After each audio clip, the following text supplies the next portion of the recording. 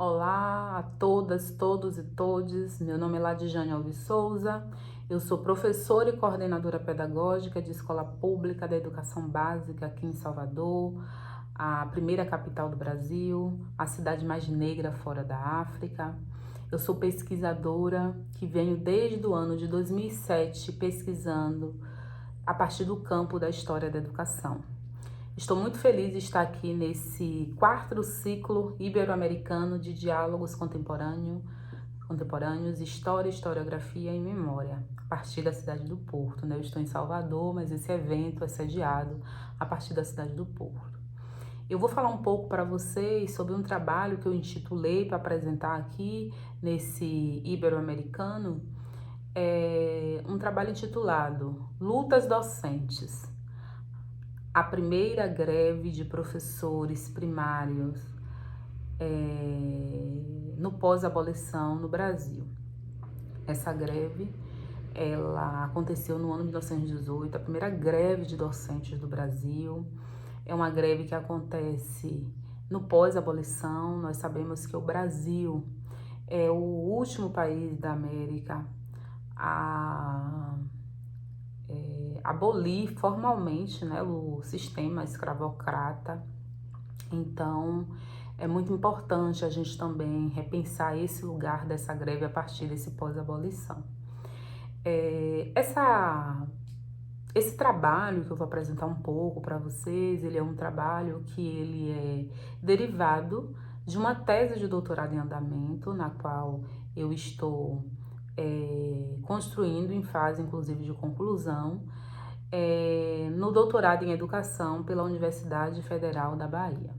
Eu faço parte de 2 grupos de pesquisa, o GPEC, Grupo de Pesquisa em Educação e Currículo, que vem desde 2007 pesquisando o currículo da escola primária, e esse objeto de pesquisa, o qual eu estou me debruçando, né, que são as narrativas docentes, sobre seus movimentos e lutas e como essas narrativas podem nos apontar como os professores forjaram, né, uma luta e movimentos em prol dos seus direitos trabalhistas, garantindo, retomando e ampliando direitos profissionais do magistério. Então, ela ainda está dentro, né, dessa proposta que o GPEC vem construindo de pesquisar o currículo da escola primária. Faço parte de um outro grupo de pesquisa, que é o grupo de pesquisa História da Educação Brasileira, que é o IMEB, que é o grupo de pesquisa no qual a responsável, a coordenadora, é a minha orientadora no doutorado.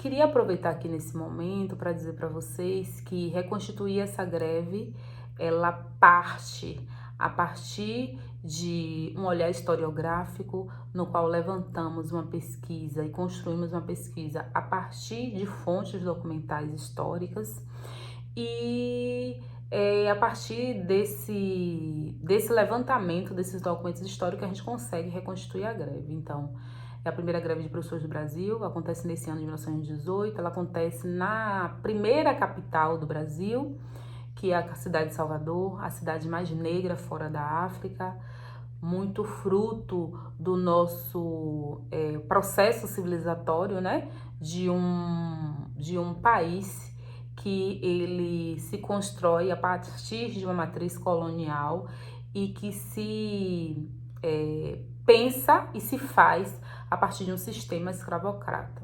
Então é importante a gente pontuar essas questões, porque essa primeira greve é uma greve que a gente consegue reconstituir e a gente parte a análise a partir de uma escrita de autoria negra. Por que a partir de uma escrita de autoria negra?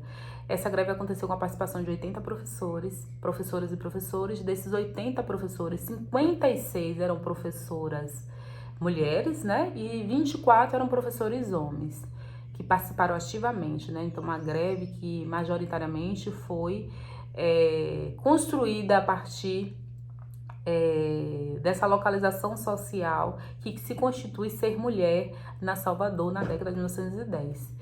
E também uma greve que ela define em assembleia, na assembleia do dia 15 de na Assembleia do dia 15 de fevereiro de 1918, uma comissão central, que foi a comissão central representativa do professorado, né, da cidade de Salvador, e é uma greve do professorado primário, né, da cidade de Salvador, e essa greve é representativa, foi representativa para esses 15 professores, e desses 15 professores, 9 deles eram professores negros, 2 não negros e 4 professores não conseguimos identificar suas características fenotípicas. Como é que nós conseguimos fazer essa identificação? A partir da fotografia enquanto um documento histórico. E foi a fotografia que nos possibilitou identificar esses professores e podermos compreender que a greve foi uma greve constituída a partir de uma liderança de professoras e professores negras e negros, porque dos 9, 3 eram professoras negras e 6 eram professores negros. E do total de 15, 9 eram professores negros. Então, uma greve de liderança negra. Essa greve, ela acontece porque os professores ficaram 29 meses sem receber seus vencimentos. Quando ela acontece, é o primeiro manifesto, né, anunciando para a sociedade que haveria uma greve docente, que é o manifesto do dia 29 de janeiro de 1918. Por que é que os professores começam a greve? Os professores começam com a greve porque eles ficaram 29 meses sem receber salário, desde o ano de 1915, e eles ficaram também sem conseguir pagar os aluguéis, né, dos prédios escolares, porque nem todas as escolas, os prédios eram prédios da intendência. É uma greve que esses professores que faziam parte da comissão central era quem representava o professorado no diálogo permanente e nas disputas de narrativa junto à administração pública. Então, essa é a greve que a gente reconstitui a partir da escrita de autoria negra. O professor utiliza, ele forja a greve a partir da escrita, né? Esse traço da intelectualidade tão importante que é a escrita, e o professor utiliza da escrita para forjar uma greve, para construir essa greve e para pautar os seus movimentos e lutas. Nós levantamos um conjunto amplo de documentos. Desse conjunto amplo de documentos, selecionamos 38 documentos para fazermos uma triagem de quais deles nós utilizaríamos nessa tese de doutoramento, né? Porque essa pesquisa é fruto, né? Essa comunicação que eu estou fazendo com vocês é fruto de uma pesquisa de doutoramento. Então, desses 38 tipos de documentos, nós decidimos trabalhar com 18. Todos os documentos, em sua grande maioria, foram documentos escritos e assinados por professoras e professores negras e negros. Selecionamos 18 tipos, e desses 18 tipos, que eu vou narrar alguns, né, que são cartas, ofícios, petições, telegramas, manifestos, abaixo-assinados, fotografias, pronunciamentos e outros tipos de documentos. Os tipos de documentos nós encontramos, na sua grande maioria dos 18 documentos, diferentes exemplares. Então, por exemplo, as cartas nós encontramos 15 cartas, petições encontramos 5 petições, abaixo-assinados encontramos 3 abaixo-assinados, pronunciamentos encontramos 10 pronunciamentos. Então, assim, pelo volume de documentos e seus exemplares, nós fizemos a opção de trabalhar com 18 documentos. Então, é uma pesquisa documental, qualitativa, que reconhece na narrativa docente um espaço relevante para pensarmos a construção desses movimentos de luta na década de 1910. Então, nós estamos construindo esse trabalho a partir da análise de narrativa, né? E essa análise narrativa, analisando a narrativa docente. A narrativa docente a partir dos seus escritos, né? Seus escritos históricos. Os professores, eles, quando constroem essa greve, eles constroem para defender direitos trabalhistas. Inclusive, eles dizem que o que eles estão defendendo é a justiça, a equidade, né? Eles utilizam esses dois conceitos para dizer o que é que eles estão defendendo, justiça e equidade dentro da educação na cidade de Salvador. Os professores construíram essa greve a partir de uma experiência de associativismo. Eles se associaram para poder defender seus direitos trabalhistas, para poder ampliar seus direitos trabalhistas. Então, os professores, eles defendem o direito trabalhista garantido e eles lutam pela ampliação de outros direitos trabalhistas para o profissional do magistério. Eu não tenho como falar sobre todos os documentos, então eu vou escolher um dos documentos para poder narrar um pouco aqui para vocês, que são as cartas. Foram os primeiros documentos que eu tive contato. Na verdade, o primeiro documento que eu tive contato foi o manifesto que os professores escrevem e assinam no dia 29 de janeiro de 1918. É o documento que eles anunciam que vão entrar em greve. Mas depois desse documento eu encontro com as cartas, né? 15 cartas. Dessas 15 cartas, uma tem uma particularidade, porque é uma professora que não pôde ir para uma reunião.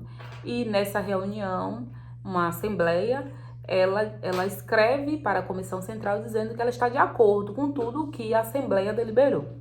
E as outras 14 cartas, elas são cartas escritas pelas professoras e professores, sobretudo a maioria deles são professores da Comissão Central, que eles escrevem em apoio ao professor Isauro da Silva Coelho, que era um professor negro que não participava da Comissão Central, mas era um professor extremamente ativo e atuante. E esse professor, ele é suspenso injustamente pelo intendente municipal, pela administração pública de uma forma arbitrária. Por quê? Porque o professor Isauro, ele vai até a intendência cobrar os seus vencimentos e ele, quando está lá, ele fica observando que o tratamento da administração pública junto ao professorado. Então, ele escreve no jornal à tarde, ele escreve para o jornal à tarde e narra suas observações, suas impressões e critica a administração pública. E por conta disso, ele é suspenso há 15 dias. E foi suspenso pelo intendente, só que de acordo com as prescrições legais, quem tinha direito de suspendê-lo seria ou o delegado escolar ou a comissão, os conselheiros do conselho municipal da época. E ele foi suspenso diretamente por intendente, que é algo arbitrário, porque não é assim que a lei prescreve. A lei prescreve que para ser suspenso, ele teria que ser suspenso pelo delegado escolar a partir de uma reunião com conselheiros, com a representatividade de no mínimo 3 conselheiros que entendesse a necessidade do professor ser suspenso. Então, os professores escrevem cartas em apoio, pedindo também ao intendente, né? Na verdade, eles pedem ao delegado escolar que comunique ao intendente, porque a comunicação do professor era direta com o delegado escolar. Então, eles usaram das orientações legais, das prescrições legais, para solicitar ao intendente que os suspendesse também, já que eles consideraram que foi muito injusto o que aconteceu com o professor Isauro. Então, o professor Isauro, ele é suspenso. Tem outros professores, inclusive, que também se manifestam a partir de jornais, falando da situação do professorado, e esses não são suspensos e são professores que nós conseguimos identificar que são professores brancos, né? Professores não negros. Então, os professores escrevem essas cartas para manifestar o seu apoio ao professor Isauro. Só que nessas cartas, à medida que os professores narram, a gente percebe que os professores que identificamos como professores negros, eles se colocam prejudicados nos seus direitos trabalhistas e nos seus direitos básicos, né, como alimentação, como vestuário, como moradia. E os professores não negros, eles são solidários também à greve, solidários ao professor Isauro, mas quando eles narram sobre a experiência que eles estão vivendo naquele ano, eles vão ser solidários aos colegas, falando que os colegas estão passando fome, que os colegas estão em estado de mendicância, que os colegas estão perdendo a sanidade mental pela falta dos seus ordenados para honrar com suas despesas e suas necessidades relacionadas a direitos básicos, como alimento, moradia, vestuário.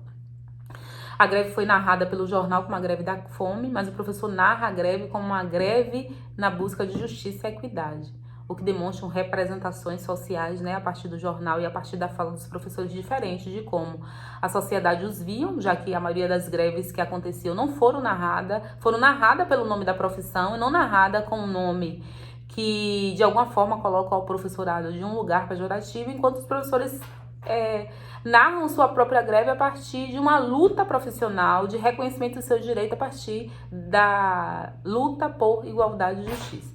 Eu Eu poderia falar mais coisas, mas assim, o tempo, a gente precisa pensar nesse tempo também, nesse espaço e tempo que nós estamos. Então eu fico por aqui, espero ter contribuído, ter trazido algumas informações importantes para a gente pensar os movimentos e lutas de professores na década de 1910. Muitíssimo obrigada a todas, todos e todes.